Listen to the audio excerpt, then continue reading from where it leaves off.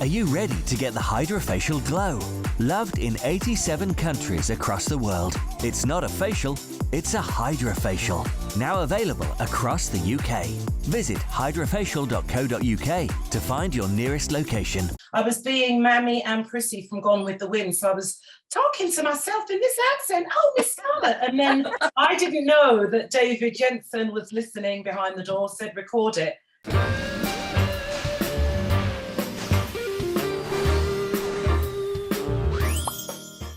Hello. How's everybody? Friday. Oh, goodness. Now, I want to bring up a debate about this sell-by date problem that we've got, because they're taking off the dates to stop wasting food and stop, and the food banks really need more food because the food banks are running out of food now. Absolutely. And when you get food home, I mean, I've done it a million, you must have done it. So you get a sale, but I did it yesterday, stupidly. I got, what was it? I think it was a Caesar salad, I don't know, the one from Marks and Spencer. And it said the sell-by date was the 16th of July, which I think whenever that was, whenever that day was. 16th of July, and I threw it away. And I thought, that was so stupid. Why didn't I just open it and see if it was fine, which of course it would have been fine. Was it chicken? No. It was just a Caesar. Yeah. I think it's so hard. I think you're so right. And I know that if milk, if it smells okay, I'll drink it. I don't, even if it's gone past the sell-by date. However, there are some other chemical things that do have a sell-by date. And I think, again, it came in for a reason. So I think it's also important to not just dismiss everything. I was looking at some vanilla flavouring the other day, and that was like 4 months out of date. And because it's a chemical thing in essence. Yeah, but 4 months, that's different. I know, but it depends what it is, isn't it, as well? Yeah. I read recently, to actually just use your discretion about sell-by dates. And in certain cases, like you said, Sherry, with things, I mean, if it's chicken, I would be very wary. 1 day, 2 days, 3 days, 4 days. But instinctively, I think you just know. And sometimes if you have a date, but Debbie, you're right. If you have a date, you're so right, because you instinctively know if it smells funny, you won't eat it. But if there's no sell-by date on it, then it could be weeks overdue and you wouldn't know. That's my concern. I would know, because it would smell horrible. Yeah. And I think we used to have our grandparents. Yes, it does, Dee. Our grandparents and our parents, never had all of these sell-by dates on. And I feel, and this is quite a new thing, but apparently from Marks and Spencer, it's only going to be on fruit and vegetables, I think. Yeah. Right. Well, the thing is, I think other people are going to follow suit, other maybe supermarkets and all the rest of it.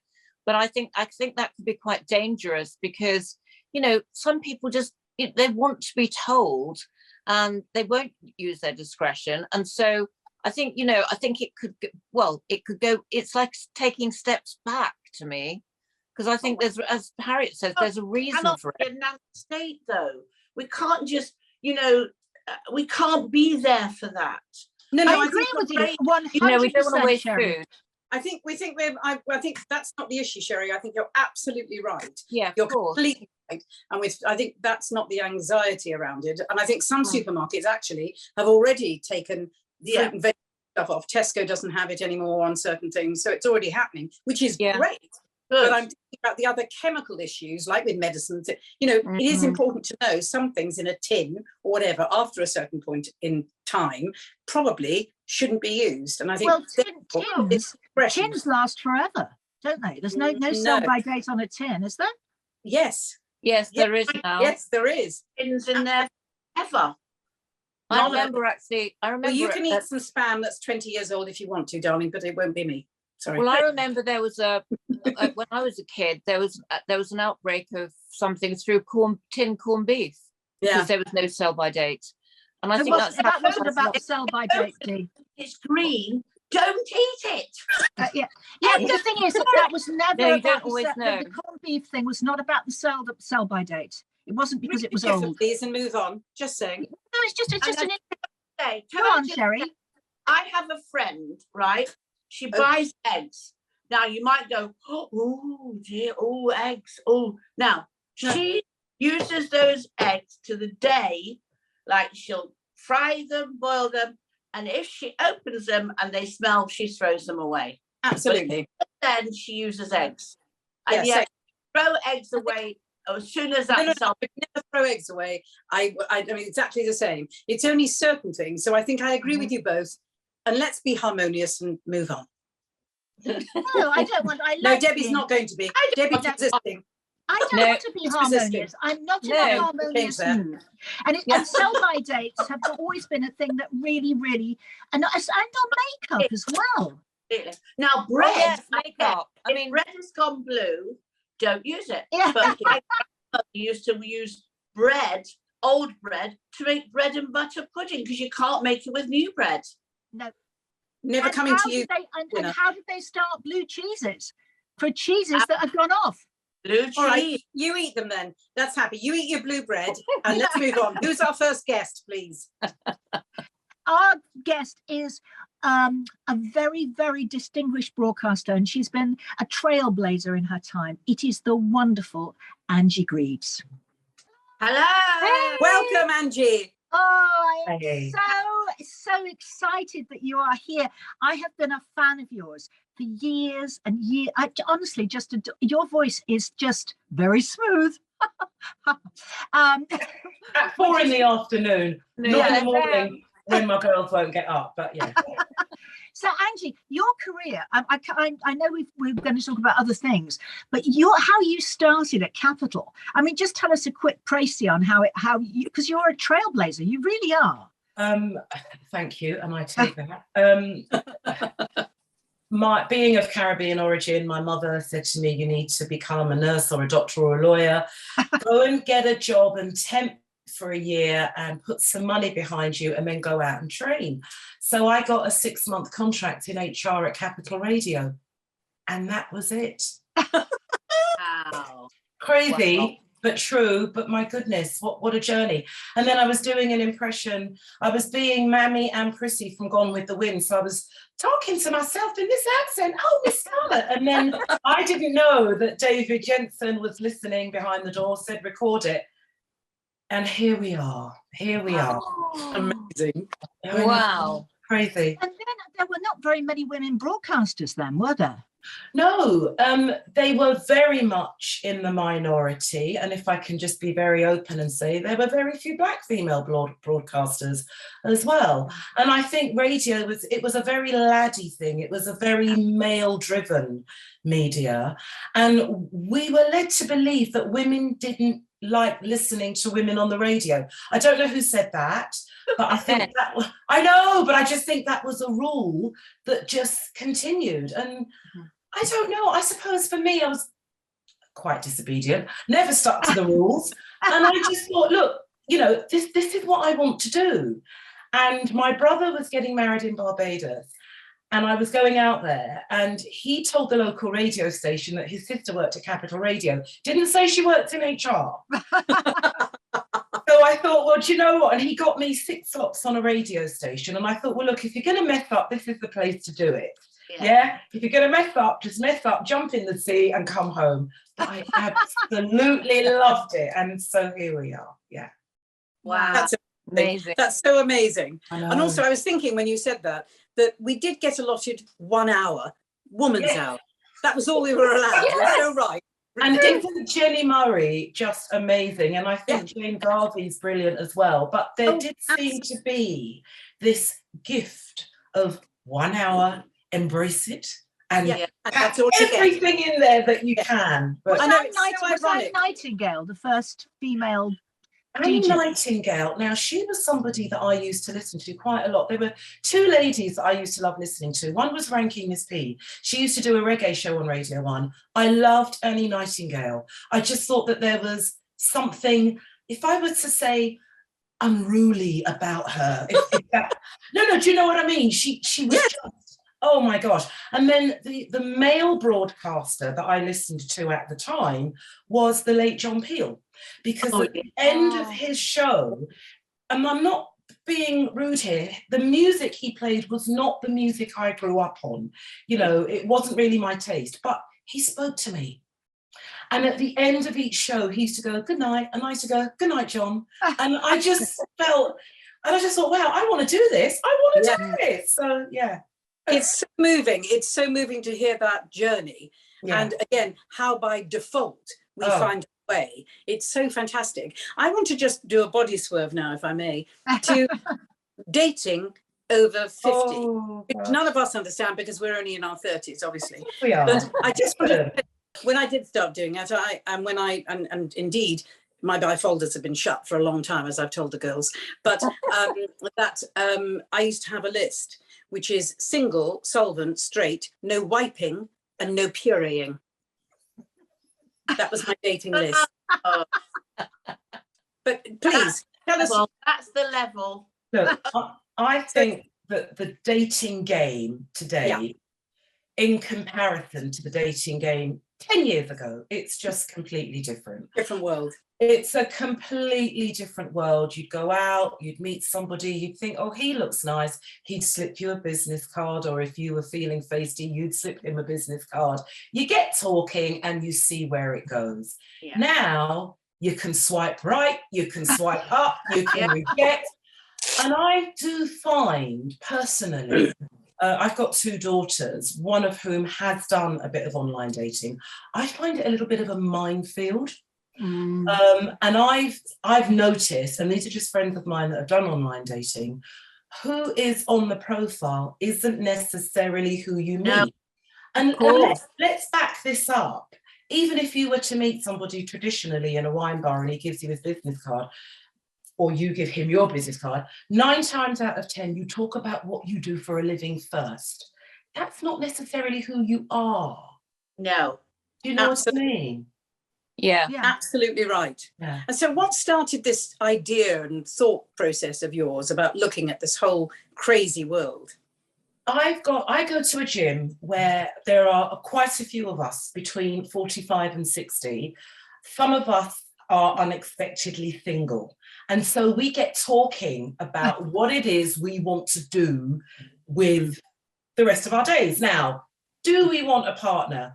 Do we want to change the relationship that we're in? Do we want to change the dynamics? Some of us are still in relationships, but we've reached this age where the mortgage is nearly done. We've got a little bit of disposable income. Friday evening, instead of getting a takeaway, we go away. So we might jump on Eurostar. This was all obviously pre-pandemic. So we might jump on Eurostar for the weekend. We might book a plane on Vueling and go to Barcelona for the weekend.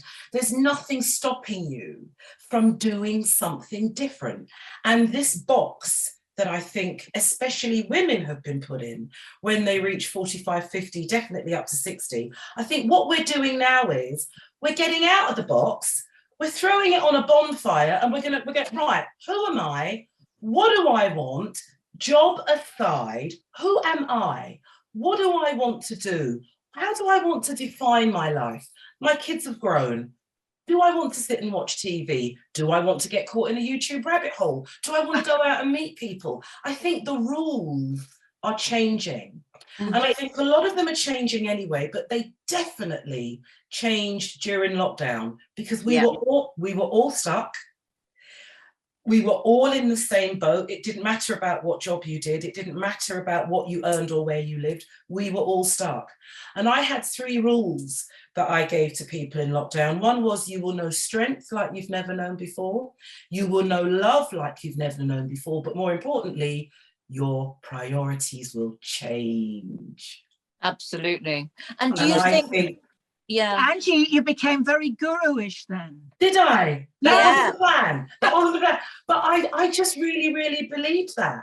And because I just felt we were all stuck in our homes. And, you know, I know for me, my conversations with my friends completely changed. The same group of guys that I was going to the gym with, we would meet twice a week and we'd go walking around the park. And some of the things that we would start talking about, you know, these would be conversations that we wouldn't have time to talk about because we'd be traveling to work. We'd be at work all day. We'd come home. What do you want for dinner? So socially, I think things changed anyway. And I also think because a lot of relationships did suffer in lockdown, the whole dating game just moved. The trajectory just moved. Yeah, it certainly did, because actually, the only time I actually did a dating app, I was getting the most ridiculous picture from the age of about 18 to 95, I would say. Did you know, did you? 18, you need energy, girl. Yeah, 18 to 95. And the thing was, it was like, as you said, a lot of those profile pictures, I'm sure, weren't true anyway. Yeah. And, you know, and also, as you were talking, I was thinking, you know, when we're in our 20s and 30s and 40s, we're different, aren't we, as we get older? You know, we have different priorities, as you said. You know, kids have left home. Yeah. Maybe you've got a little bit more time, and you suddenly want to go on adventures and do all sorts of, you know, crazy things maybe that you haven't been able to do before. I mean, you say crazy, but are they just things that have always been in the back of your mind? Yeah. But because society has said when you get to a certain age, you should stop doing certain things, or you should have done that by now. I mean, I started getting fit. I started going to the gym religiously at 48. And then when I got to about 55, I just thought, okay, this is more than a social thing. This is about health. This is about looking at diet. This is about, you know, cutting out the sugar, looking at how I'm eating, whether I'm going to cut down drinking. And I just found that there were a lot of people in the same boat as me. So for me now, getting up at 6 o'clock in the morning and going for a 2-mile walk, I'd have never done that in my 20s. I'd have probably been too hungover from the night before. You know what I mean? Whereas now, I think it's so important to look after your health. I also think that it's really good to travel. My parents are from Barbados, and so that is my go-to. And it's beautiful, and I love it, and I don't knock it, and I'm not in any way, shape or form saying don't go. But when you've always gone to Barbados, you forget Barcelona's 2 hours down the road and can be just as hot. You forget that actually Athens is not so far down the road, and you can get the goodness of a city as well as a beach. So I think our priorities change anyway. And just in coming back to what you're saying about being in your 20s, when you meet somebody, it's almost a sexual attraction without saying it. But I think when you get between 45 and 60, I think it's more about companionship. And I agree. And I think it's more about, right, do you know what? I love going out with the girls, and I still go out with the girls, but I'd quite like to go for a walk with a guy, let him hold my hand. Let's, you know, do you know what I mean? Let's go and eat out, and let's just do certain things. And I remember really exciting moments. Like, for instance, I remember meeting a boy. I was in a nightclub. Okay. And I remember him looking at me, and then I looked at him, and then I could sense him walking over to me. Yeah. Thinking, and him saying hi, and it was so exciting. I was only about 21. And then he said, I'll give you a lift home. I said, I've got my own car, thanks. Woo! Hey! Oh, when are you here next? But it's funny what you say about the nightclub meeting, because for us, you know, it was about how sexy did he dance. That was whether you went out on another date. Whereas, well, my first experience of that, I went to, there was a sort of like I think it was a Jewish nightclub called Penny's and nearly Golders Green or somewhere. It's probably about 16. And I went to this night, I was dancing with this guy. And when I told my mother this story, I thought she was actually going to wet herself. I'm dancing very close. And I said to him, your buckle is sticking in me. And he said, I'm not wearing a belt. Yes, I think we understand. Yeah, I just got that. Really good. To the dating apps, because the only time I did a dating app, I forgot what it was called now, and I went on it, and I met a couple of people, and they were really nice, and I thought, I can't do this. And then I started to get all these photos of body parts from men. No. I mean, endless photos I've never seen anything quite like it in my life. And I think, sorry to cut you, is that because it's Sherry Houston? And I just say that openly. No, because Was people, that Tinder? they'll get off on saying, "Oh, I sent Sherry Houston a picture of my parts," and do you know what I mean? But I will say, is there any law against that? I didn't like any of them. No. They were a bit weird. What, the parts? Isn't there a law against sending pictures of your willies now? No. Isn't there? Darling, it's the last turkey in the shop, is what we call it. We don't call it willy. It's the last turkey in the shop. I love it. But you know, the app Bumble, Yeah. they've now started a division for friendships. Oh. And that's really, really interesting. So let's assume that, regardless of your age, let's assume that for whatever reason you move town, you can go onto this app Bumble to see who's in the area looking for friendship. And I quite like that. I think that's a safer way, because you know people are just looking for friendship. And then if something develops, it develops. Yes, but not one of those Absolutely. hopes. I just am never sure that any of them are ultimately trustworthy, and who is, yes, No. you know, I mean, we can Google people, which of course we do in a nano, but it's still, again, I can make friends. That's not the issue. Finding a companion, a partner, someone to have a laugh with, to hold my hand, that's a whole different thing. I think And so. it's that's the issue with online stuff, because you don't know what's real and what's not. No. And also, True. there is okay, I'll just mention someone from my gym. She goes online to see if she's still got it. So she's not right, but so she's not necessarily looking for a relationship or for love. She just wants to know that she can still pull someone.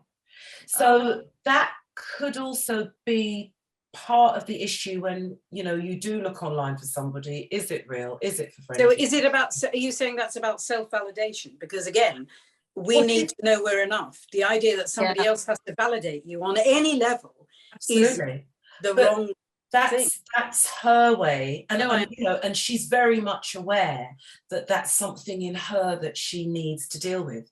You know, what I'll do is I'll take a picture of this and I'll send it to you, ladies. But above here, I wish you could see it actually, I've got some affirmations. I'm powerful, I'm worthy, I'm awesome, I am enough, I'm dynamic, calmness is empowering.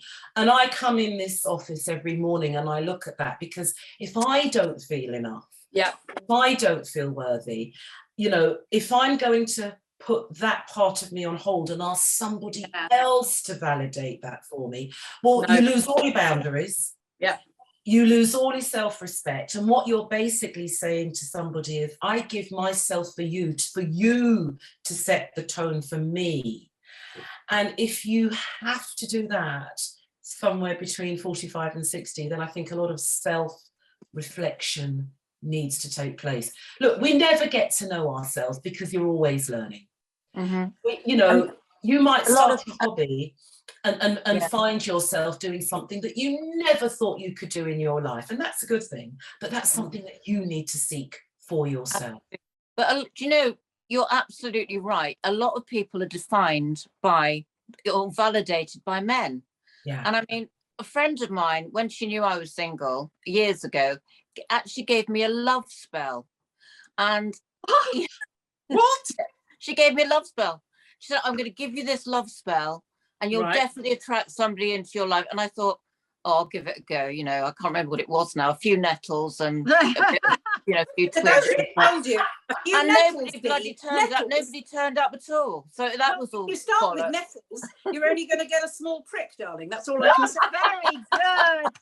I love it. Would you find that when you least expect it, when you're least expecting it, absolutely, someone just comes along? Because I think as well, when you're giving off, if I were to say an energy of desperation, isn't that what you kind of attract back? Does that make sense? What your married friends or your friends with partners think about you. They think, and a lot of people said, I can't believe you have met somebody, and you go, Well, no, I have. I've met loads of people, but I don't click with them. There you I'm go. not just going to have somebody there because they're there. Absolutely. Yeah. Yeah. What's that, Sherry? Did you say you haven't slept with them? Clicked. Clicked. Oh, sorry, Come on, Or you remember who you're talking to, darling. Come on. clicked, not slept. But that's another story. You see, I met somebody who was about 30 years younger than me, who I absolutely adored. Now, he would have had a relationship, but I wouldn't. Okay. Couldn't. Because the thought, can you imagine somebody 30 years younger taking off your clothes? Ah! Or saying Elvis I mean, who? you know, I would have had to blindfolded him. And I mean, you know, Oh, he probably would have liked that, Sherry. What, Sherry? I was going to say now straight away. Okay, so we are women of a certain age. We are between 45 and 60. We're not going to have the same bodies we had at 20 and 30. bloody right. Yeah, and it is what it is. And look, if you choose to be pulled and snipped, that's fine. And I commend any woman, no, I do, I commend any woman or man who chooses to go down that road. But Yeah. isn't it to be almost celebrated if you are still physically fit? Mm-hmm. You don't have to have a completely hourglass, non-cellulite figure. Let's be real here. Isn't it just to be celebrated if you're physically fit and you just feel good about yourself? Yeah. Do you know what I mean? Absolutely. And to be able to go to those Did you walks. see Emma Thompson being interviewed? She's done this film about having sex with a young guy, and she does a nude shot of her looking in the mirror. And she did an interview about it, and she said, "Do you know what? I looked and I went, and I thought, why am I doing that? That's who I am.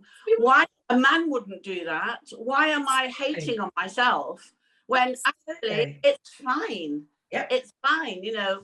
But that's a hard thing to do because I don't look at mirrors. We Please come back. Inspiration on this show. We need Absolutely.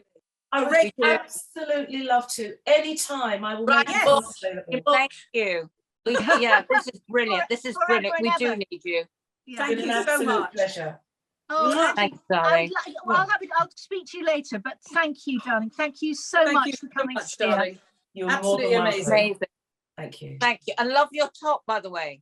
Thank you. already said that, dear. We've done top. Move on. I know. The colours, though. Beautiful. See you soon, darling. Bye. Bye-bye. Bye. Bye. That was wonderful. She's a very, very inspirational woman. And her voice, is. I just love the way she speaks. Yeah. Yeah. So sort of delightful. smooth, isn't it? It's like Yeah. it's like Well, you say So, darling, Smooth FM, darling. That's there you why. go. Can I ask you girls, are we all going to have a sangria now? It's Friday. Are we going to the evening with a little hydration? What's happening? I think Yes. that's a very good idea. I'm off, of course, and we can't drink it. We've got to Selfvalidate. Oh. Bye, I can't hear Smell you it anymore. first. Bye. The sound's gone. The sound's gone off. does Bye. alcohol go off? Actually, does alcohol go off? That smells Yes. lovely, that Yeah, sangria. I can tell you, my father gave me an old bottle of Bailey's that was about 20 years old, and it was Yeah. like a rugby ball. Everything had set inside, and you could hear it rattling and bouncing around. Yes, some things do go off. So maybe Bye-bye. not then. Bye-bye. Bye.